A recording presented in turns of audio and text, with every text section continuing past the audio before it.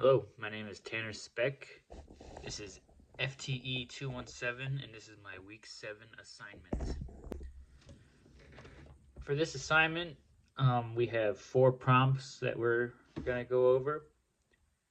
And the part 1 is we will analyze when trigger work is necessary or should be performed, and when it should not be performed. And we will discuss the problems that occur when improper trigger work has been performed, and discuss what constitutes improper trigger work and how it can be avoided. Okay, so when trigger work is necessary is after you notice wear and tear, or you notice any malfunctions like a misfire or like a failure to fire. If you're not hitting that firing pin, then there's a problem.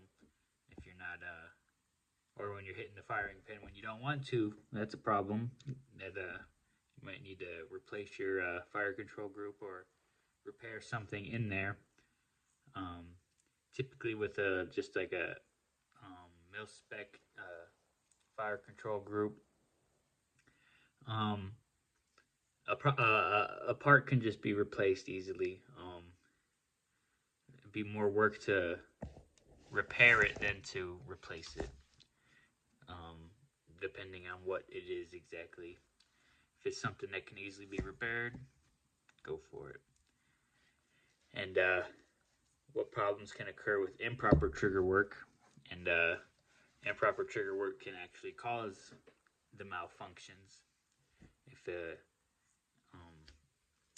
If you do work on a trigger, like take some material off of the disconnector or the sear or any of those parts, especially those main contact points, you may experience a misfire or the trigger activating when you don't really want it to, which is a huge problem.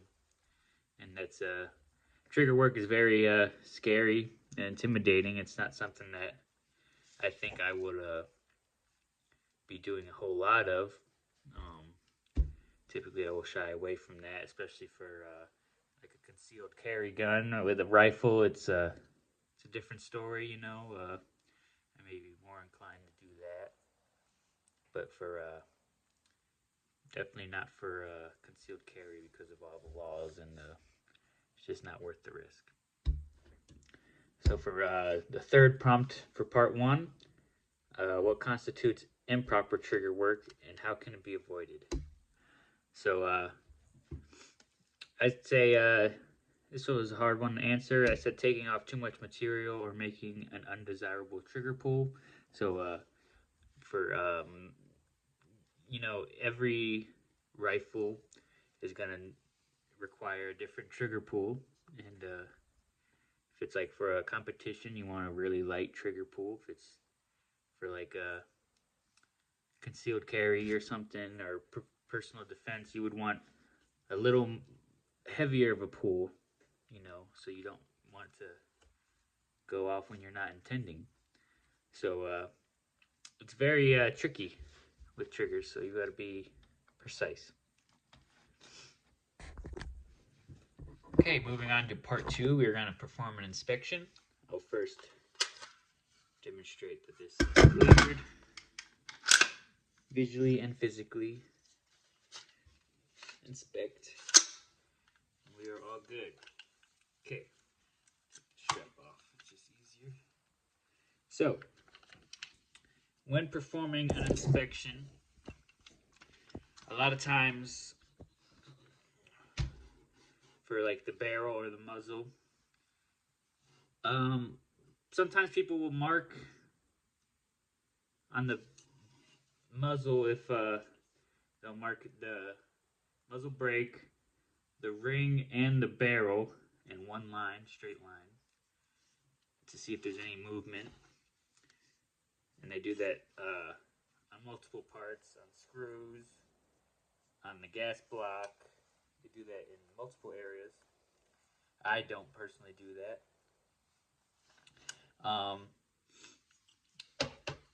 When you're also inspecting, you want to make sure that your safety is clicking real nice and crispy. sure your trigger pull is nice and crisp.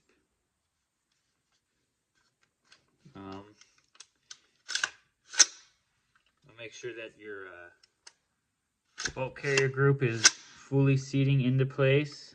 You don't want any gaps there. When you open this thing up, you would want to inspect the fire control group.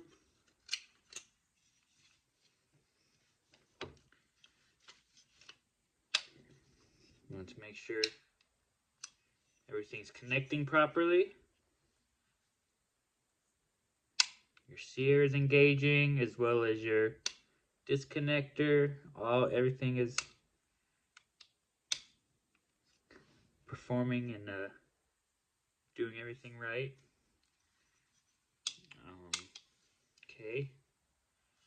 When you inspect your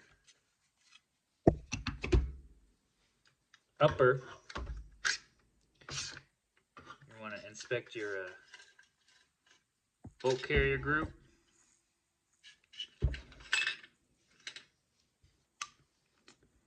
You check your lugs in your ejector and extractor.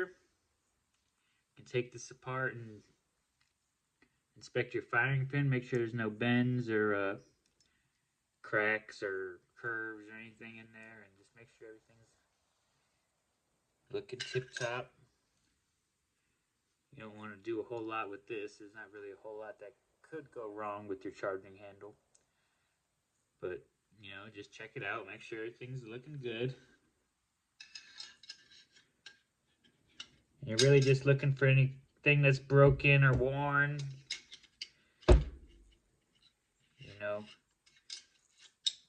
The more familiar you are with the rifle or the AR, it's easier to see things. Things will stand out more, and problems will be easier to see. So there we go. That's the inspection part. Let me put this all back together.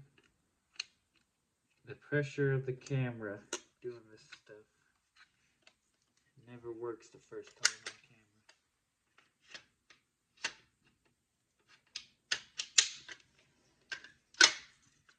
There we go. Okay, now for part 4, we did check the safety systems and performed an inspection. And now part 4 is discuss the easiest and most difficult parts of repairs and alterations of the AR-15. So, assuming that you understand the cycle of operations for your AR and you know how it works, typically the easy part is finding the problem and finding what's wrong. And the more difficult part is fixing it. But I would say the most difficult part of repairs or alterations is the precision of measurements. I'm not much of a math guy, so a lot of the measuring and numbers is real difficult for me, but it's something that I'm getting better at, and time will only make me better at that. So, but yeah, thank you.